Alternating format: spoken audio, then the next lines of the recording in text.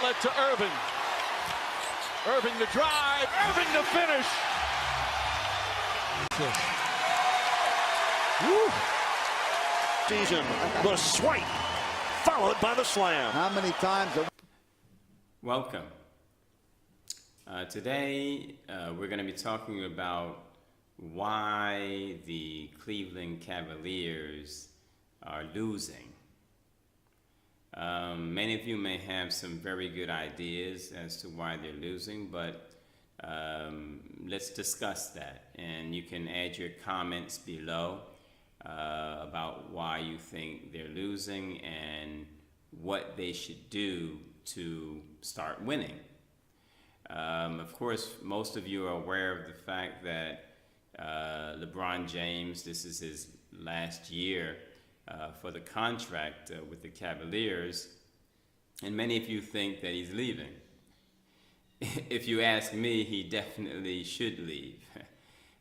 He did fulfill his promise to bring a championship to Cleveland, and so it's very wise for him to move on, and it was really not even too wise to come back. The miracle that they pulled off was something completely unbelievable. I mean, that included a lot of things. Of course, the great desire and the effort that they put in, their hearts really wanting that win and wanting that championship was very important. But also losing Draymond Green on the side of the Warriors, and some other factors that also have to be considered as helping them to win that championship. So they pulled off a miracle. So really, the Warriors still had the ability to come back the following year and beat the Cavaliers. In fact, they were already up 3-1, so they were already beating the Cavaliers pretty well.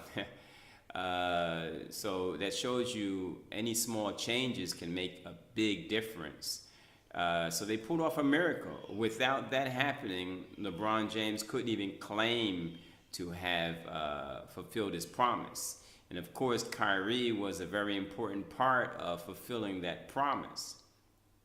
Now that Kyrie is gone, it has changed. Now, there are many reasons for that.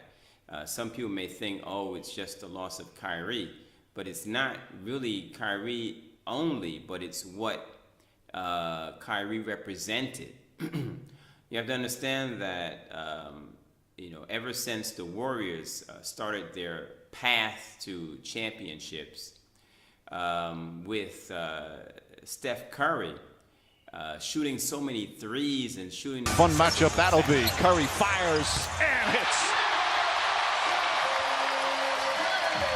Curry makes a three. Curry fakes. Curry for three. Bang! The way the NBA's played, it changed the way that players play basketball. Now, many players are starting to incorporate three-pointers into their abilities, their shooting abilities. And of course, that one extra point also makes a big difference. So not only has it become very important as a part of every basketball athlete's game, but it's a game changer. If you can shoot three-pointers with precision, now first of all, it's hard to guard out that far. And if you get that out that far, then you're weakening your defense on the inside around the basket. So precision with shooting threes makes a big difference in the game. So you can see how even tall bigs are now moving out to the three-point line and trying to shoot threes, and some are doing that very successfully. Okay, so the way the NBA is being played now is very different. And the Cavs have not developed a stronger, consistent three-point shot. So the Cavs were constantly depending on their inside play.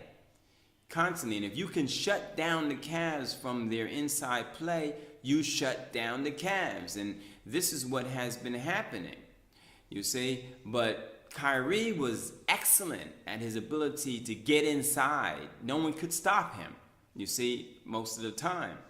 And so they had to focus on Kyrie and LeBron, but now they only have to focus on LeBron. If they can stop LeBron, they stop the Cavs. Before, they had to worry about Kyrie and LeBron at the same time when they're on the court. So people don't understand it was that duo, the two of them together, that made them so great at times.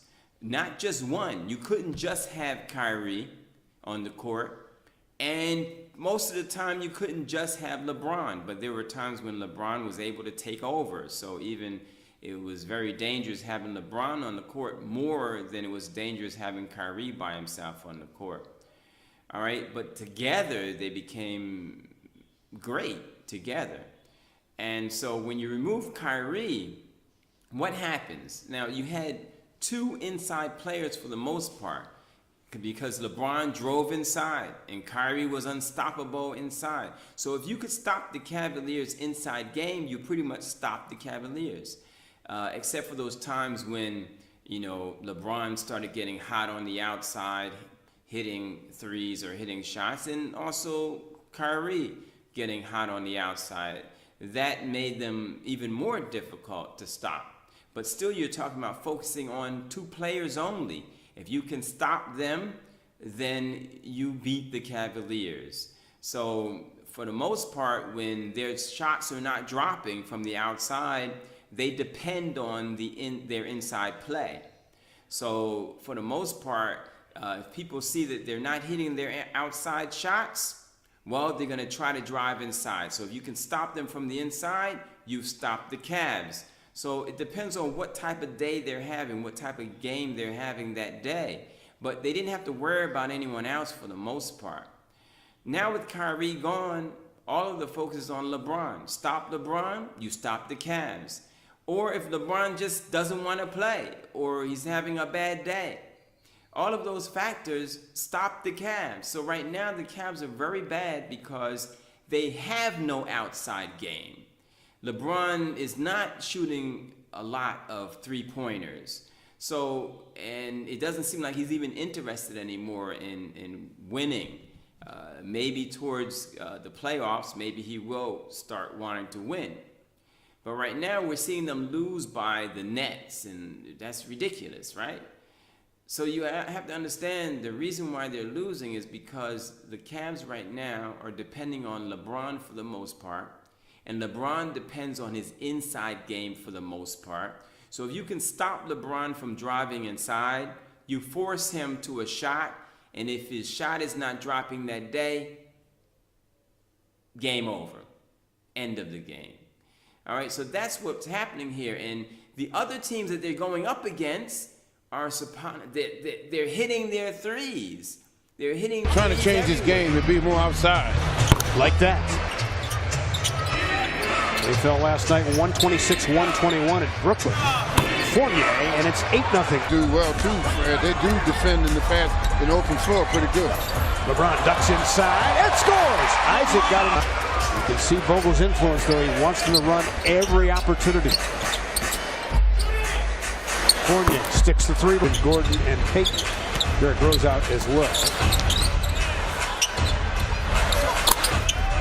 That's how they're beating the Cavs. They're beating the Cavs with their threes, with their outside game, with their shooting for the most part.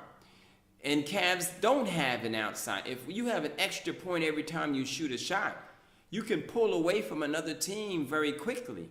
And that's what's happening with the Cavs. Once they pull away so quickly, hitting all of these threes, then you have demoralized the Cavs. They have lost their drive to get back into the game. You have taken their hearts. So it's very easy to beat the Cavs right now.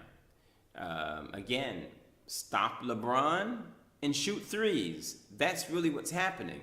And once you take their heart or take them out of the game, well, now you can have a party. You can get inside. They're not trying to defend. And they're already bad defenders anyway. So the Cavs, what? Depending on LeBron, not shooting threes, poor defense.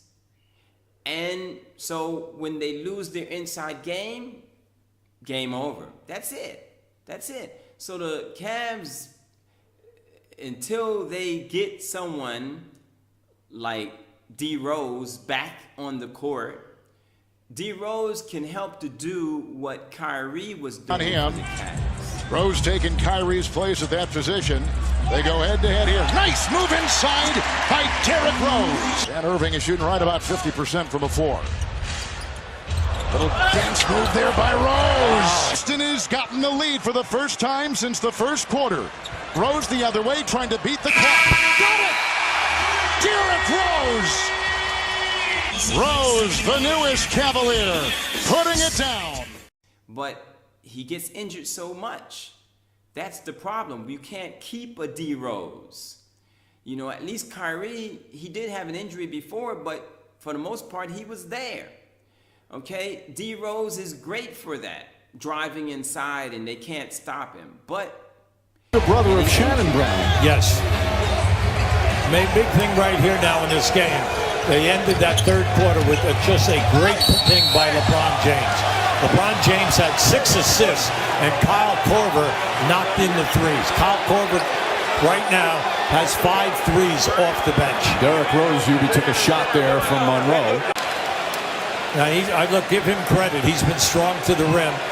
Now, unfortunately, that today could be a flagrant. In the old days, that would just be a hard foul. The guy's going for the block. Watch, he's going to go for the block. Unfortunately, he's coming over the shoulder, and he gets the guy. Now, the referees, because of the rules today, must go and look at that, and it could be a flagrant one. I would hate. I know it's not a flagrant two, but No doubt. But when it goes around the neck and the head like that, you know, the officials did a lot of work on this in the offseason, the flagrant foul criteria. The severity of the contact is important. Is it a legitimate basketball play? The severity, that wasn't. Have him. How often will you have him? So the closest the Cavs get back to looking like themselves is when D Rose is there. That's what you have to notice. They're able to win games when D Rose is there because that's the closest they get back to looking like the Cavs when Kyrie was there. But still, that's not enough to beat the Warriors or any other team that gets to the finals, because depending on your inside game is not enough. They need what? They need to be able to hit threes. They need to be able to space the floor. If they get more people able to hit threes with consistency, then they're able to spread the floor. Then it opens up the space and the ability for LeBron to drive inside. Not drive inside into traffic. So they have to work on their defense. They have to get a consistent three being shot by somebody, or more than one if possible. And they have to be able to drive inside and not be able to be stopped. So what's the best? Now, keep an eye on what's happening. You're going to see what I'm saying is true. Once Isaiah Thomas comes back, they got a consistent three and a clutch shooter. That's what they lost with Kyrie, a clutch shooter. All right? So when Isaiah comes back, if he comes back like this Isaiah we knew, then he's going to be able to hit consistent threes. He's a clutch shooter. And then if Derrick Rose is there, they got the other part of Kyrie to be able to drive inside and no one can stop them. Then it opens up the floor for LeBron to be able to drive in to the hoop like he does, dunking with vicious dunks. So the best shot the Cavs have at winning the finals is if they can keep Isaiah Thomas in the game and healthy, and D Rose. Those are the two components that they need to have a shot at winning the finals. But if they lose either one of them from injuries, or either one of them are not playing like they normally play, then forget it.